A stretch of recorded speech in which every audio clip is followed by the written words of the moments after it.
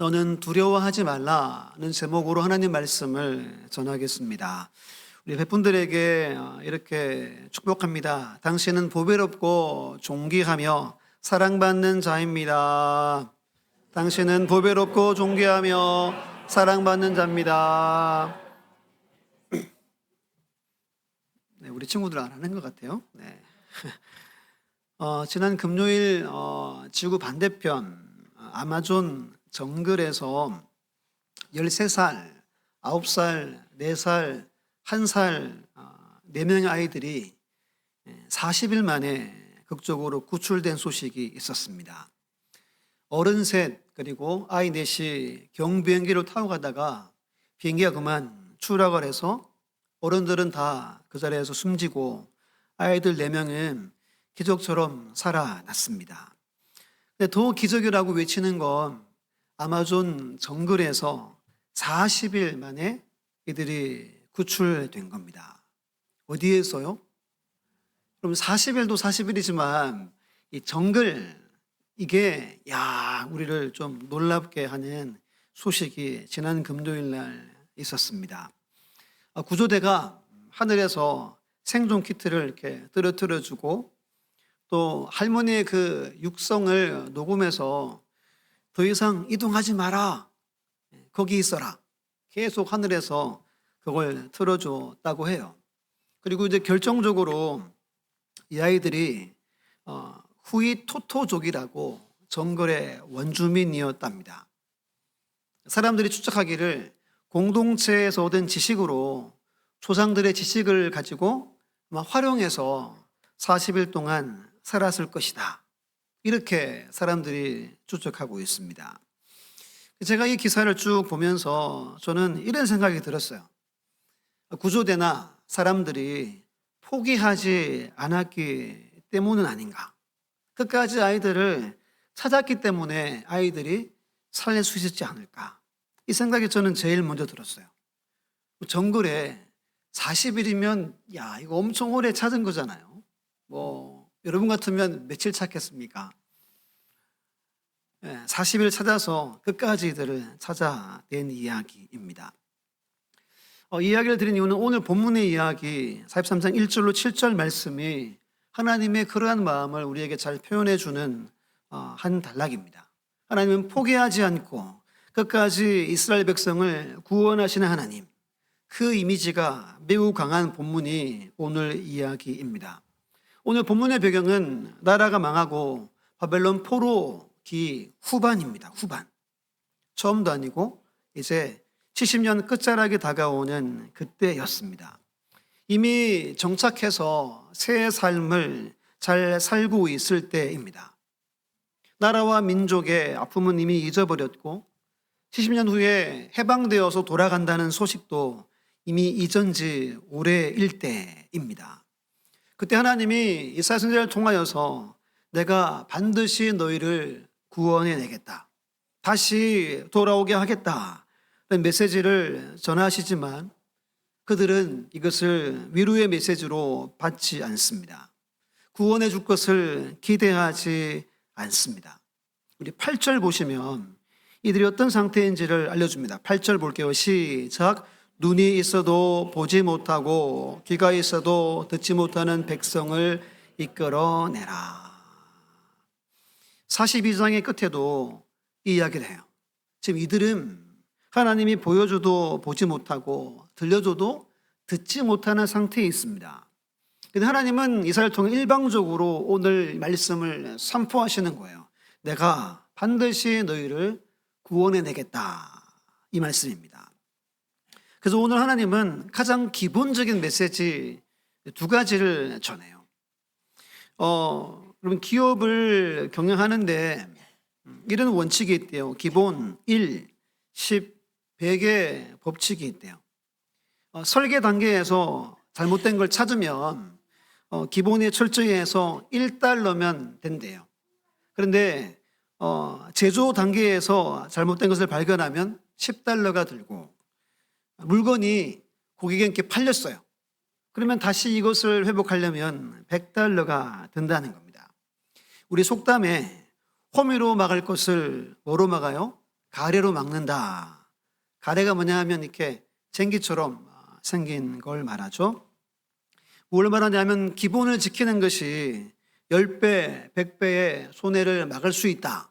이게 기본에 충실해야 한다. 이게 기업 경영의 중요한 원칙이래요. 여러분, 기본이 뭐냐 하면 사물의 기초와 근본이라고 정의합니다.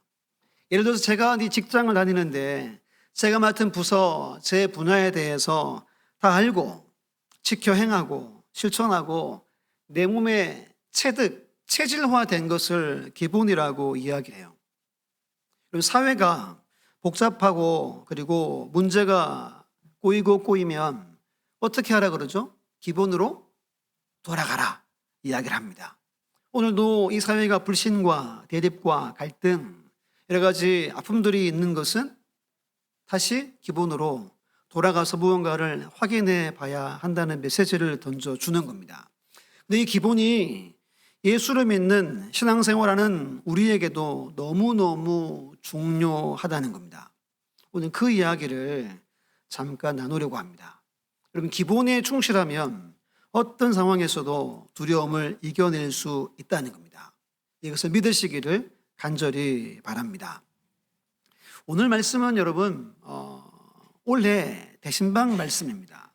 제가 이제 많은 가정들에게 대신방을 했습니다. 그러면서 이 마음 한켠에 안타까운 마음이 계속 점점 커지는 거예요. 신방을 받지 않고 받지 못하는 가정들이 그래도 여러 가정이 있는데 이 말씀을 어떻게 해야 하나 고민하고 더 마음은 커지고 한 달 전부터는 계속 마음이 이제 설교하라고. 근데 설교를 제가 수없이 했던 걸 또 하려니 마음은 또 안 그렇고 고민하다가 순종하는 마음으로 오늘 이 말씀을 전합니다. 제가 여러분들에게 신방하면서 대지를 외우라 그랬죠. 작년 이야기 같죠? 그리고 중간에 보라색 이거 꼭 외우시라고. 신방 후에 이걸 예배 때마다 할 거라고. 신방이 안 끝나가지고 제가 지금 못하고 있습니다. 오늘 하고 아마 다음 주부터는 계속 하려고 합니다. 들으신 분들은 한 번 더 기억해 내시고 처음 듣는 분들도 계실 텐데 귀를 기울이셔서 하나님이 내게 우리 가정에 주시는 말씀으로 받으시기를 간절히 부탁합니다. 오늘 본문은 크게 두 가지 메시지를 줘요. 두 가지 메시지, 아주 기본적인 두 가지, 하지만 가장 중요한 두 가지를 주고 한 가지는 우리가 어떻게 적용할 것인가에 대한 메시지를 함께 나눕니다. 첫 번째, 같이 한번 읽어볼게요. 시작. 나는 하나님의 것이다. 나는 누구 거라고요? 하나님의 것입니다.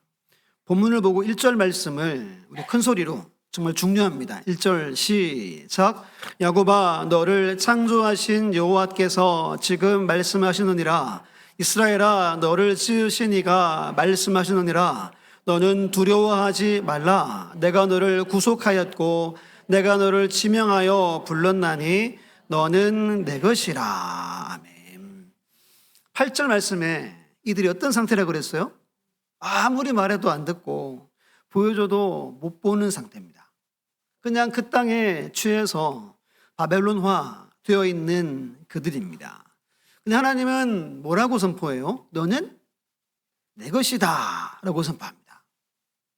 여기 꼭 동그라미를 쳐야 되겠죠? 너는 내 것이라 선포하고 1절에 세 가지 이유를 들어서 하나님이 말씀합니다. 첫 번째는 하나님은 나를 창조하신 분이다 라고 말씀합니다. 1절에 표시해 보세요. 너를 창조하신 여호와가 나오죠. 그리고 너를 지으신 이가 나옵니다. 창조란 이 단어가 하나님이 아담을 창조할 때, 천지를 창조할 때 그 단어와 같은 단어를 하나님이 일부러 쓰십니다. 오늘 우리가 태어나서 제가 원래 이제 48, 만으로 7인가요? 생일 지났으니까 47년 전에 제가 태어났어요. 제가 태어났는데 제가 어머니 배에서 태어났지만 누가 나를 창조했다는 거예요? 하나님이 저를 창조했다는 겁니다. 아담을 창조한 것처럼 오늘 여러분들은 하나님이 창조했다는 이야기가 오늘 너를 창조하신 여호와 이 구절입니다. 하나님이 나를 창조했대요. 나를 지으셨대요. 그럼 저는 누구 거예요? 여러분 누구 거예요? 하나님의 것이 되는 겁니다. 7절 끝에도 말합니다. 그를 내가 지었고 그를 내가 만들었다. 반복합니다. 여러분 예수 그리스도를 믿는 모든 주의 백성들은 하나님의 창조의 걸작품임을 믿으시기를 간절히 바랍니다. 두 번째는 하나님은 나를 구속하셨다라고 말씀합니다. 내가 너를 구속하였고. 그럼 구속이란 단어는 우리 신앙생활에서 정말 아주 중요한 단어죠. 구속은 제가 사업을 하다가 망했어요. 쫄딱 망했어요. 그러면 뭐 제 동생이나 뭐 누나가 있거든요. 누나나 아니면 뭐 저희 애들이 커가지고 이걸 대신 갚아주는 거예요. 그러면 제가 망하고 노예로 팔려간 제가 해방되는 거예요. 이걸 구속이라고 이야기합니다. 그럼 저를 도와준 자를 뭐라 부르죠? 구속자라고 부르는 거예요. 오늘 하나님이 내가 너를 구속했다 이렇게 선언하시는 거예요. 아직 여러분 우리 주변에 믿지 않는 분들이 있죠. 그들에게 하나님이 이미 선언해 놓고 계신 겁니다. 우리가 복음을 전하면 하나님 이 약속의 근거에서 그들을 구속해 주시는 분이 하나님이시라는 거예요. 그럼 하나님은 여러분들을 어떻게 구속하셨어요? 누구를 내어줬어요? 아들 예수 그리스도를 십자가에 내어줍니다. 죄와 허물, 심판에서 모든 값을 다 치르시고 우리를 건져주신 분이 하나님이라고 오늘 하나님 말씀합니다. 그러므로 우리는 하나님의 것임을 우리는 믿어야 합니다. 세 번째 마지막은 하나님은 나의 이름을 지어주셨다라고 말합니다. 내가 너를 지명하여 불렀나니.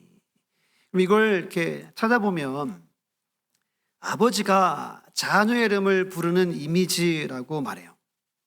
하나님이 내 부모이고 우리가 자녀 관계가 성립이 되는 겁니다. 여러분들이 자녀 이름을 이렇게 지어주고 부르죠. 루비아, 이사가 부르는 것처럼 그냥 부르지만 이 부르면은 사랑이 있죠. 안 그렇습니까? 부모의 마음이 그 부름에 속해 있죠. 그걸 말해요. 아버지이신 하나님이 저를 부르고 여러분들을 불러내어서 주의 것 삼아주시는 거예요. 세 번째로 역시 이것 보면 아 내가 하나님의 것이구나 라는 것을 알게 되는 겁니다. 6절 말씀 보면 내가 북쪽에게 이르기를 내놓으라 남쪽에게 이르기를 가두어 두지 말라. 그 다음 뭐라 그래요? 내 아들들을 먼 곳에서 이끌며 내 딸들을 땅끝에서 오게 하며. 본문은 강조해요. 우리가 하나님의 백성, 하나님의 아들과 딸임을 강조합니다. 사랑하는 여러분, 이것을 믿고 확신하는 것이 신앙생활의 가장 기본이면서 출발이에요. 이것을 믿습니까? 여러분들은 누구 거예요? 확신하십니까? 이걸 확신해야 돼요. 나를 창조하셨고 나를 구속하셨고 지금도 내 이름을 여러분도 이름을 부르고 계신 분이 아버지 하나님을 믿으시기를 간절히 바랍니다. 두 구절을 한번 띄워주시면 역대상 17장 8절 말씀과 창세기 28장 15절 말씀입니다. 위의 말씀은 다윗에게 주신 말씀이고 창세기는 야곱에게 주신 말씀입니다. 가만 보시면 이 말씀이 같은 말씀을 주세요. 두 인물이 연대기로 약 1000년의 차이가 있어요. 1000년. 1000년의 차이지만 두 사람에게 같은 말씀을 줍니다. 우리 역대상은 우리 남성분들이, 창세기는 여성분들이 읽을게요. 먼저 남성분들 읽습니다. 시작. 내가 어디로 가든지 내가 너와 함께 있어 내 모든 대적을 내 앞에서 멸하였은즉 세상에서 존귀한 자들의 이름 같은 이름을 내게 만들어 주리라. 여성분들 읽어주세요.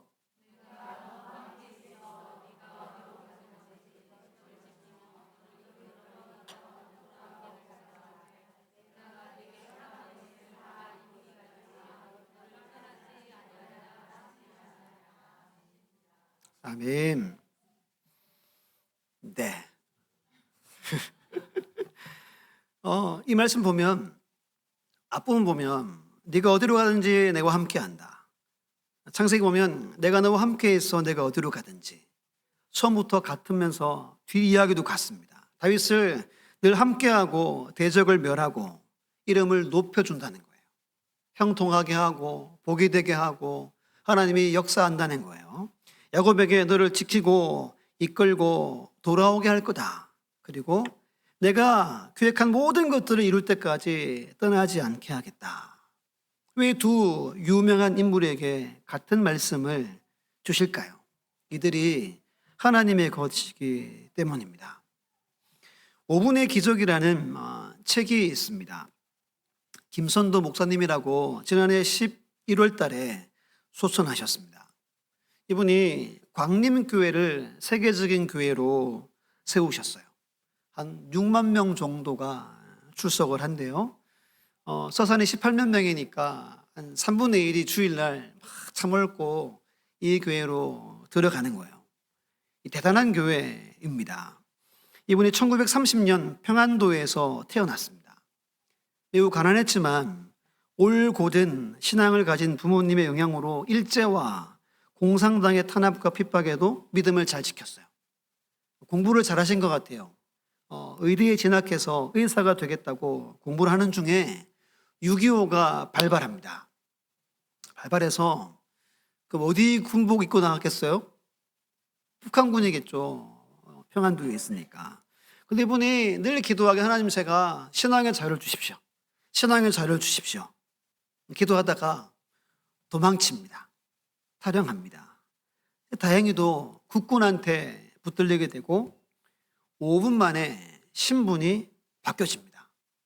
그러면 자네 그거 벗어. 우리 한국 군복 입어. 이게 5분 만에 이루어졌다는 거예요. 앞에서 아마존에서 40일 동안 살았다 그랬죠. 뭐가 더 큰 기적 같아요? 비등비등하지만 저는 이게 아닌가. 야, 이게 만약 북한군에 잡혔으면 어떻게 돼요? 그 자리에서 죽는 거죠. 그럼 왜 하나님이 이 청년 김선도를 인생에 개입하셔가지고 이런 놀라운 일들을 하셨을까입니다. 이유가 뭐예요?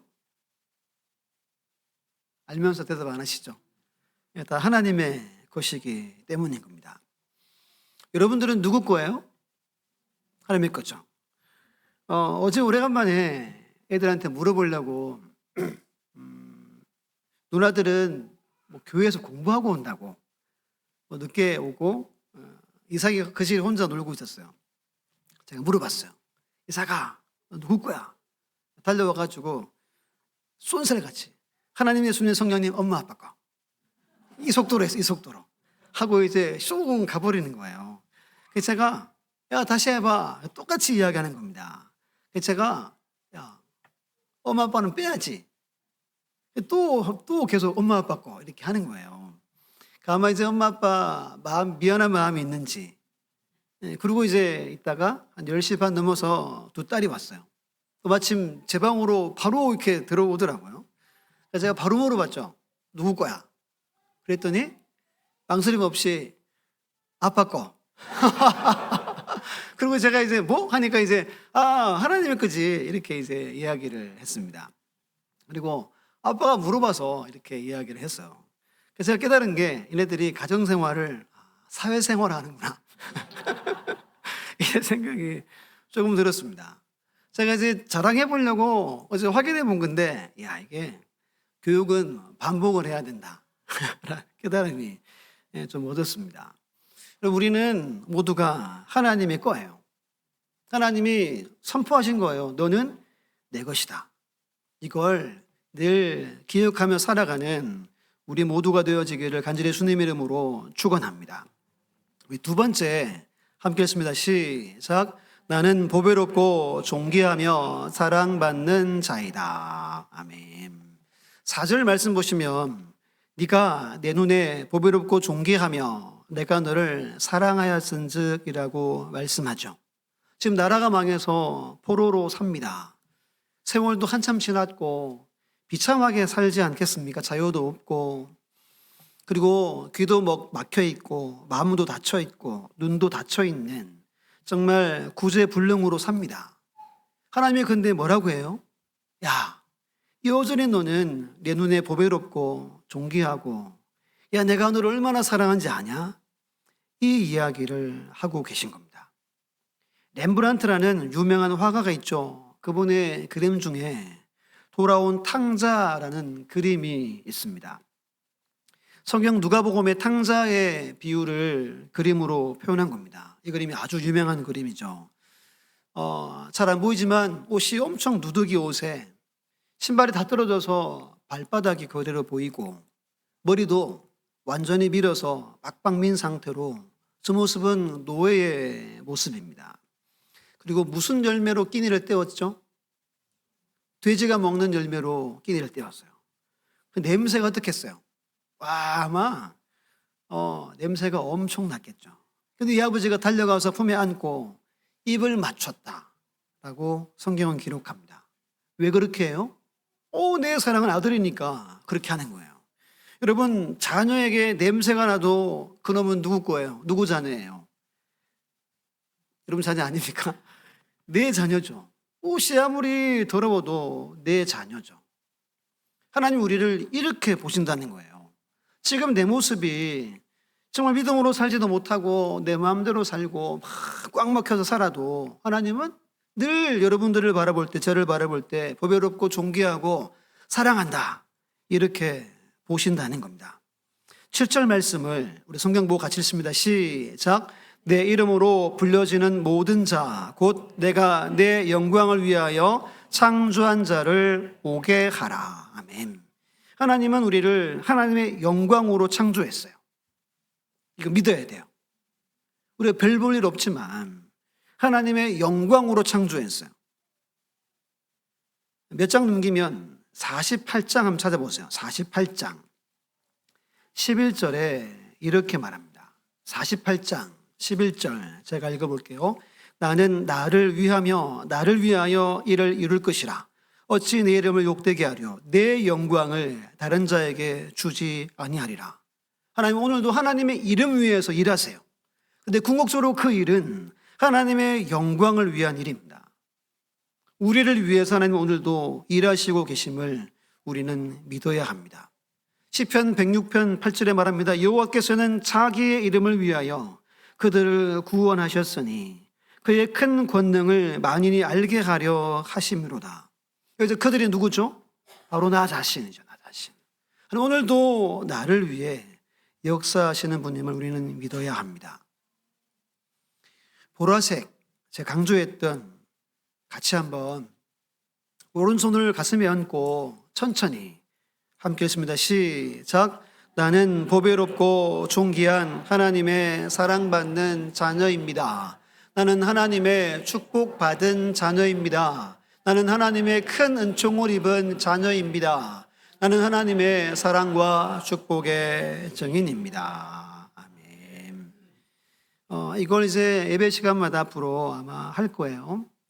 언제나 여러분 입에서 자연스럽게 나올 수 있도록 나는 이만큼 귀하고 가치 있다는 것을 잊지 않도록 하려고 해요. 이것을 꼭 믿고 날마다 고백의 삶을 살아가시기를 간절히 예수님 이름으로 축원합니다. 본문이 두 가지를 본문이 강조해요. 나는 하나님의 것이다. 나는 보배롭고 존귀하고 사랑받는 자다. 이게 본문의 두 가지 메시지입니다. 그럼 세 번째, 우리 적용점인데요. 같이 한번 읽어볼게요. 시작. 그러므로 나는 강하고 담대하게 기다리는 삶을 살 것이다. 아멘. 이 세 번째는 우리가 취해야 할 태도와 자세를 말합니다. 하나님이 지금 구원하겠다, 건져주겠다, 어디에 있든지 다 불러내 오겠다라고 약속을 하셨어요. 이제 이들이 할 일은 뭐만 하면 되죠? 기다리는 거예요. 때가 찰 때까지, 하나님이 역사하실 때까지를 기다리는 겁니다. 때가 되면 역사하시겠죠. 그때 희망하는 자들이 가나안 땅, 축복의 땅으로 돌아오게 됩니다. 그때를 기다리는 겁니다. 다윗이 시편 27편에서 이런 고백한 적이 있습니다. 너는 여호와를 기다릴지어다. 강하고 담대하며 여호와를 기다릴지어다. 함께 읽어볼게요. 시작. 너는 여호와를 기다릴지어다. 강하고 담대하며 여호와를 기다릴지어다. 아멘. 기다리라는 것을 두 번 강조하죠. 기다리는 것이 바로 믿음입니다. 바로 확신입니다. 앞에서 그 40일 만에 구조된 그 아이들, 누군가가 확신에 찬 사람이 있었을 거예요. 아이들 살았어요 이렇게 막 소리치고, 또 어떤 사람들은 그만합시다, 이제 그만해도 되지 않습니까? 있었겠어요, 없었겠어요? 분명히 있습니다. 근데 한 사람이라도 확신에 찬 사람이 있으면 이 구조 작업을 멈출 수 없는 거예요. 왜? 그 한 사람의 확신 때문인 겁니다. 여러분, 우리의 믿음이 강하고 담대한 믿음이 안 되면 우리는 끝까지 기다릴 수가 없어요. 의심이 들어오고 포기하고 싶은 마음이 들고, 그리고 안 되니까 불평, 원망하게 되는 겁니다. 다윗은 강하고 담대한 믿음을 품으래요. 이거 우리가 해야 할 일입니다. 그리고 기다리고 기다리는 겁니다. 끝까지 소망을 품고 기다리는 겁니다. 그러면 그 아이들이 구출된 것처럼 우리의 인생에도 하나님의 놀라운 능력이 나타납니다. 강하고 담대한 믿음은 끝까지 기다리는 능력이 있음을 우리는 기억할 수 있어야 합니다. 제가 세 구절 주보에도 실었지만 세 구절로 확인해보고 설교를 마칩니다. 신명기 7장 9절 먼저 함께 읽습니다. 시작. 그런즉 너는 알라 오직 내 하나님 여호와는 하나님이시요 신실하신 하나님이시라. 그를 사랑하고 그의 계명을 지키는 자에게는 천대까지 그의 언약을 이행하시며 인애를 베푸시되. 아멘. 강하고 담대한 믿음으로 우리 기다릴 수 있는 것은 하나님은 신실한 분임을 우리가 믿는 거예요. 신실하다는 말은 믿음직하고 착실하다는 뜻입니다. 믿을만하고 게으르지 않고 성실한 분이다 라는 뜻을 갖습니다. 그 하나님이 무엇에 착실하고 무엇에 성실할까요? 하나님은 약속에, 언약에 대해서 신실한 분입니다. 신명기 말씀은 가나안 땅이 보이는 모압 평지에서 모세가 세 편의 설교를 한 것이 신명기 말씀이잖아요. 가나안 땅 들어가서 이렇게 살아라, 이거 반드시 기억해야 한다 가르치는 것이 7장 9절입니다. 어떻게 하래요? 하나님은 사랑해라, 말씀을 지켜라, 이걸 요구합니다. 그 신실한 하나님이 천대까지 약속을 지키시고 그리고 사랑을 베풀 것이다, 이걸 믿어라, 이것이 7장 9절의 메시지입니다. 우리에게도 동일한 말씀을 주시는 거예요. 우리 어떻게 기다려야 됩니까? 하나님을 사랑하고 계명을 지키며 사는 거예요. 예수님이 계명을 지키는 자라야 사랑하는 자라 그랬어요. 왜 계명을 지켜요? 성가대 찬양처럼 받을 것만 계수하는 게 아닙니다. 사랑하기에 지키는 것이라고 주님이 말씀합니다. 우리는 가뭄에 콩 나듯 지키는 건 지키는 게 아니죠. 지키는 것이 우리의 일상이 되고 삶이 되어야 한다는 겁니다. 그때 하나님은 천대까지 약속을 이행하시고 사랑 베푸시고 복을 주신다는 거예요. 이것을 우리는 믿어야 합니다. 저는 이것을 확실히 믿습니다. 왜? 제가 이걸 누리고 은혜를 누리고 살고 있기 때문입니다. 우리 교회나 모든 여러분들의 가정과 자녀들이 이 믿음 위에 서기를 간절히 축복합니다. 하나님은 신실하세요. 반드시 천대까지 이행하시는 분임을 확신하시기를 간절히 바랍니다. 두 번째 구절은 다윗의 고백입니다. 시편 23편 6절 말씀을 함께 읽습니다. 시작. 내 평생에 선하심과 인자하심이 반드시 나를 따르리니 내가 여호와의 집에 영원히 살리로다. 아멘. 시편 23편 1절이 어떻게 되죠? 여호와는 나의 목자시니 내게 부족함이 없으리로다. 그 시편의 마지막 구절이 바로 이 구절입니다. 먼저 기억해야 할 것은 다윗은 믿었어요. 자기 남은 평생에 하나님은 내게 선을 행하시고 인자를 행하시는 분이다. 반드시 내 평생에 함께 한다는 것을 확신했어요. 그리고 마지막에 고백합니다. 주여, 제가 영원히 주의 집에 살겠습니다. 이 말이 뭐냐 하면 내가 죽어서도 영원한 주님의 집에 살겠다는 거예요. 이게 좀 해석이 필요합니다. 그러면 남은 평생을 주님과 함께 살다가 죽어서도 주님과 함께 하겠다는 거예요. 늘 동행하고 늘 함께하며 영원히 주님과만 함께하기를 원한다는 겁니다. 여러분, 우리 인생 많이 남았죠? 제가 얼마까지 살까요?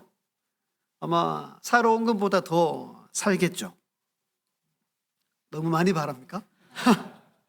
살겠죠.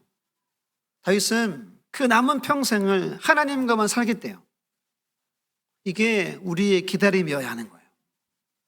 그 하나님은 선하시고 인자하심이 결코 떠나지 않는 거예요. 이게 두 번째 기억해야 할 성경 구절입니다. 마지막은 히브리서 6장 14절 15절 말씀을 함께 읽습니다. 시작. 이르시되 내가 반드시 너에게 복주고 복주며 너를 번성하게 하고 번성하게 하리라 하셨더니 그가 이같이 오래 참아 약속을 받았느니라. 아멘. 아브라함에 대한 이야기입니다. 아브라함 믿음의 조상이죠. 복의 통로, 복의 근원이라고 우리가 알고 있죠. 아브라함이 아브라함 된 비결이 여기에 기록되어 있습니다. 복의 복이 그에게 임했고 번성의 번성이 임한 비결이 뭐냐? 오래 참아 약속을 받았기 때문입니다. 아브라함 인생 대략 우리가 다 알죠. 75세에 부름받죠. 몇 세에 아들을 낳죠? 100세에 낳죠. 25년을 기다려서 아들 하나 봅니다. 그리고 또 한 15년 정도 있다가 40년경 되었을 때 115세경에 아들을 바치라 하죠. 하나님이 바쳐라. 즉시 이삭을 바칩니다. 그리고 창세기 22장 보면 제가 한번 읽어볼게요. 화면 잘 보세요. 이르시되 여호와께서 이르시기를 내가 나를 가리켜 맹세하노니 네가 이같이 행하여 내 아들 내 독자도 아끼지 아니하였은즉 내가 네게 큰 복을 주고 내 씨가 크게 번성하여 하늘의 별과 같고 바닷가의 모래와 같게 하리니 내 씨가 그 대적의 성문을 차지하리라. 또 내 씨로 말미암아 천하 만민이 복을 받으리니 이는 내가 나의 말을 준행하였음이니라 하셨다 하니라. 이게 최종적으로 인정한 후에 마지막으로 선포하신 하나님의 말씀입니다. 아브라함 평생에 받았던 모든 약속을 마지막으로 다시 한번 하나님이 선언해 주시는 거예요. 이때가 한 115세 정도 됩니다. 그리고 아브라함은 성경에서 사라져요. 아브라함이 몇 세에 죽죠? 175세에 죽습니다. 앞으로 60년을 더 살아요. 성경에는 기록이 없어요. 어떻게 살았겠어요? 방금 이 말씀처럼 이 복을 온전히 누렸겠죠. 자손의 자손을 봅니다. 하나님의 엄청난 복을 이 가문에게 부어주십니다. 어떻게 이 복을 받았어요? 오래 참아 약속을 받았기 때문입니다. 여러분, 오랜 세월 참고 참는 게 신앙생활이에요. 또 기다리고 기다리는 게 신앙생활이라는 겁니다. 그렇게 살아가면 반드시 하나님이 역사하시고 놀라운 일들을 행하신다는 거예요.